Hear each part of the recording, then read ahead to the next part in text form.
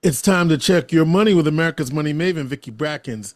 Vicki Brackens is the president of Brackens Financial Solutions Network, LLC, and a registered representative of LPL Financial, member SIPC. And back again for Vicki is the friendly neighborhood advisor, Michael Jennings. Morning, Yes, I'm back. Michael. You Good morning, back. Chris. How you doing? You back. He's back. And so, Mike, what you got for us today?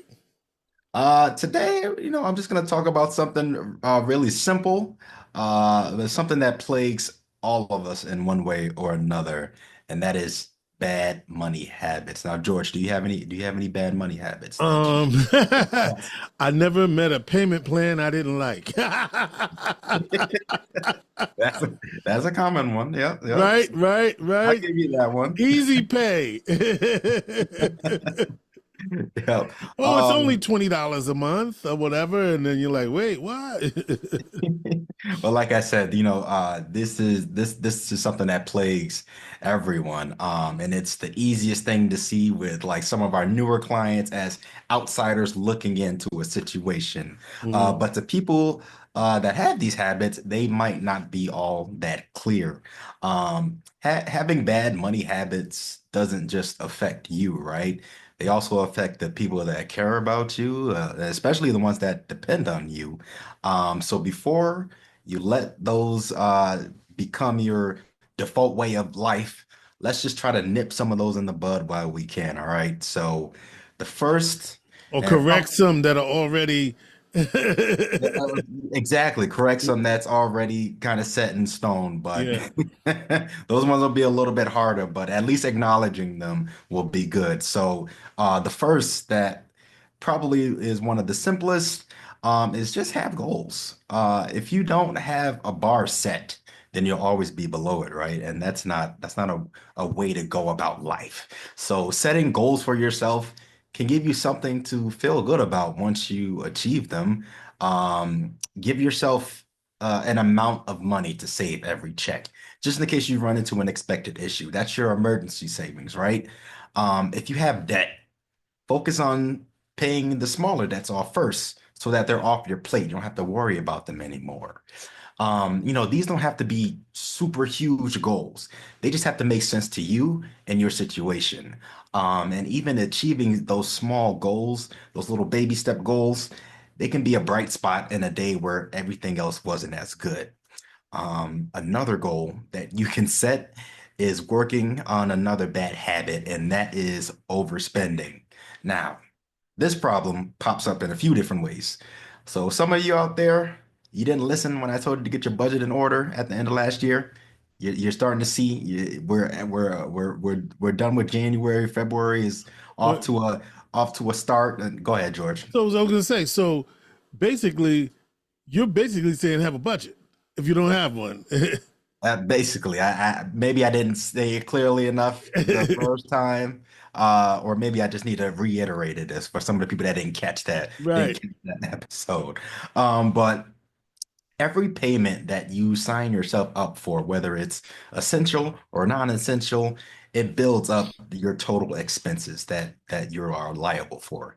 Now, if your expenses are close to what you're bringing home in income, you should probably consider cutting back on some of these non-essential items because you're going to find yourself living on a very delicate balance between what you're bringing home and what you can afford. So, live within your means. Don't try to keep up with the Joneses. I thought we were done with TikTok. TikTok's back. You're gonna keep scrolling. You're gonna keep seeing all these different things people are doing. Don't get caught up in all that, right? People who overspend their cash are also prone to another type of overspending, and that's using credit. Now, we could have a whole discussion on credit, and we probably will pretty soon. But credit is a powerful tool, but you should only be borrowing what you can handle. Using credit cards in place of having actual cash is one of the quickest ways that you can get into debt or deeper into debt. Carrying a large balance is a sign that you couldn't handle taking on that debt in the first place. So try to keep your total credit balance under 30% of whatever your total credit limit is, and that's across all All of cards. them. Right. Exactly.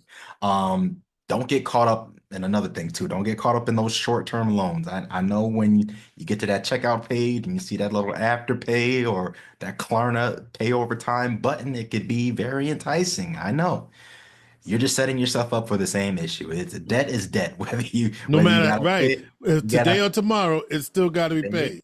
tomorrow, every month, every 2 weeks. You still gotta pay it. So paying the minimum it is the bare minimum. So you should be comfortable paying more than that to avoid paying more in interest over time. But in that same regard, if the minimum is all you can do, then at least pay that. Because the other habit that can cost you even more money is late payments, right? Yeah. Now, if you have recurring payments, more than likely, most of them, you probably have them for a reason. These are your daily living expenses, your mortgage, your rent, your utilities, all the things you had to pay more, your car note. Most of the time, a late payment on these things means an additional fee, and that's what it's going to cost you more over time. Now, these fees may seem small individually. You're like, oh, that's a little $5 here, a little $10 here, a little 1%, 2% here. They I add don't up know over what fees you talking about. Because if you miss a credit card payment, it can be hefty. Oh yeah. Oh yeah. Some of them they basically tack on that next payment on Yeah. top of it too. So now you're paying double for one. Um Now the solution to this, if you have a payment that needs to be paid, you know it needs to be paid, then just put it on auto pay. Just set it and forget it, right? For these essential things, like I said, you know you're gonna have to make this payment, so just rip the Band-Aid off. Just do it. Um, Now we all lead busy lives, right? So I know it's easy to get caught up in some of these bad habits, and I have about 10,001 more to go through, but this is a time-sensitive program. And not all of them are going to apply to every one person. Right. So if you want to get ahead of these things, if you want to shake off some of these bad habits, just please give me a call, 315-748-5540. Again, that's 315-748-5540, or send me an email at michael.jennings@brackensfsn.com. It's not too late. It's never too late to get your finances in order. All right, thank you very much. You know what it is too late for, though? The Black History Month Cabaret. It Oh, is sold out. So that is that. All right, Michael Jennings, our friendly neighborhood advisor. Vicki Brackens is the president of Brackens Financial Solutions Network, LLC. And she is the president of Brackens Financial Solutions LLC and a registered representative of LPL Financial, member SIPC. She is America's money maven.